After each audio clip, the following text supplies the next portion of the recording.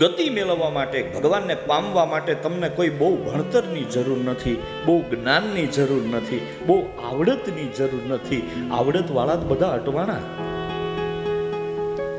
અને એટલે આપણી દેશી સંતવાણીને એમ કે આ તો કાંઈ ગાંડાની વણજાર, આનો ગણતા ન આવે પાર, આ તો ગાંડાની વણજાર. ભગવાનને મેળવવા માટે ગાંડું થવું પડે.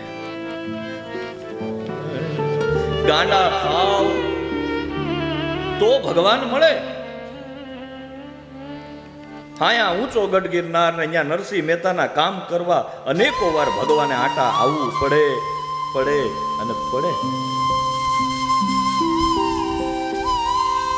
હું કામ? કારણ કે ગાંડા છે. ડાયાનું કામ નથી, ડાયાના ડાપણ અભરાય પડ્યા રે. હા, નથી ઘણા કહેતા કે આ એટલો બધું કથા કરીને ખર્ચો કરવાનો ને એટલા બધા રૂપિયા ને એટલા બધા માણસોને જમાડો, આનો ફાયદો શું?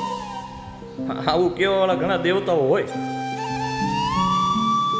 પછી આપણે એને પૂછવું કે ભાઈ તારા જન્મનો આ દુનિયાને શું ફાયદો? એ કે નુકસાની સિવાય.